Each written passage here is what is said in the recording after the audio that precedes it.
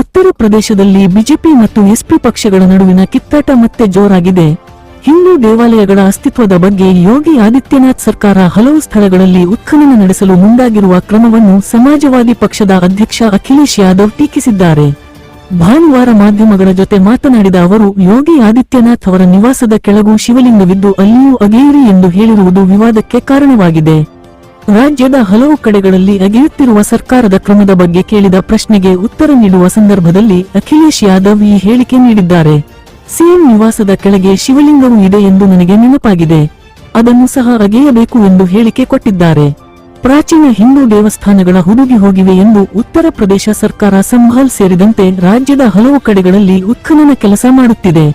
ಜನವರಿ 13ರಿಂದ ಪ್ರಯಾಗ್ರಾಜ್ನಲ್ಲಿ ನಡೆಯಲಿರುವ ಮಹಾಕುಂಭ ಮೇಳಕ್ಕೆ ಮುನ್ನ ಬಾಕಿ ಉಳಿದಿರುವ ಕೆಲಸಗಳನ್ನು ಪೂರ್ಣಗೊಳಿಸಲು ಉತ್ತರ ಪ್ರದೇಶ ಸರ್ಕಾರ ವಿಫಲವಾಗಿದೆ ಎಂದು ಅಖಿಲೇಶ್ ಯಾದವ್ ರಾಜ್ಯ ಸರ್ಕಾರದ ವಿರುದ್ಧ ವಾಗ್ದಾಳಿ ನಡೆಸಿದ್ದಾರೆ.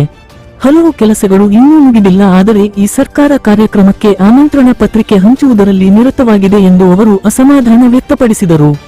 ಮಹಾಕುಂಭ ಮೇಳ ನಡೆಯುವ ಗಂಗಾ, ಯಮುನಾ ಮತ್ತು ಸರಸ್ವತಿ ನದಿಗಳ ಸಂಗಮದಲ್ಲಿ ಪವಿತ್ರ ಸ್ನಾನ ಮಾಡಬೇಕು ಎನ್ನುವ ಸಚಿವರ ಹೇಳಿಕೆಯನ್ನು ಉಲ್ಲೇಖಿಸಿ ಮಾತನಾಡಿದ ಅಖಿಲೇಶ್ ಯಾದವ್, ತಾನು ಹಲವು ಬಾರಿ ಕಾರ್ಯಕ್ರಮಕ್ಕೆ ಹಾಜರಾಗಿದ್ದೇನೆ. ಕುಂಭಮೇಳಕ್ಕೆ ಭೇಟಿ ನೀಡಲು ಯಾರನ್ನೂ ಆಹ್ವಾನಿಸುವುದಿಲ್ಲ. ಜನ ತಾವಾಗಿಯೇ ಅಲ್ಲಿಗೆ ಹೋಗುತ್ತಾರೆ. ಸರ್ಕಾರ ತನ್ನ ವೈಫಲ್ಯಗಳನ್ನು ಮುಚ್ಚಿಡಲು ಜನರ ಗಮನವನ್ನು ಬೇರೆ ಕಡೆ ಸೆಳೆಯಲು ಪ್ರಯತ್ನಿಸುತ್ತಿದೆ ಎಂದು ಹೇಳಿದರು. ದೇಶದಲ್ಲಿ ಮುಂದೆ ನಡೆಸುವ ಚುನಾವಣೆಗಳನ್ನು ಬ್ಯಾಲೆಟ್ ಪೇಪರ್ಗಳ ಮೂಲಕ ನಡೆಸಬೇಕು ಎಂದು ಆಗ್ರಹಿಸಿದ್ದಾರೆ. ಎಲೆಕ್ಟ್ರಾನಿಕ್ ಮತಯಂತ್ರಗಳಲ್ಲಿ ಚುನಾವಣೆ ನಡೆಸುವುದನ್ನು ವಿರೋಧಿಸಿರುವ ಅವರು, ಜರ್ಮನಿಯಂತಹ ದೇಶಗಳಲ್ಲಿ ಕೂಡ ಮತದಾನಕ್ಕೆ ಬ್ಯಾಲೆಟ್ ಪೇಪರ್ಗಳನ್ನು ಬಳಸುತ್ತದೆ. ಜರ್ಮನಿಯ ಸುಪ್ರೀಂ ಕೋರ್ಟ್ ಕೂಡ ಬ್ಯಾಲೆಟ್ ಪೇಪರ್ ಪರವಾಗಿ ತೀರ್ಪು ನೀಡಿದೆ ಎಂದು ಹೇಳಿದರು.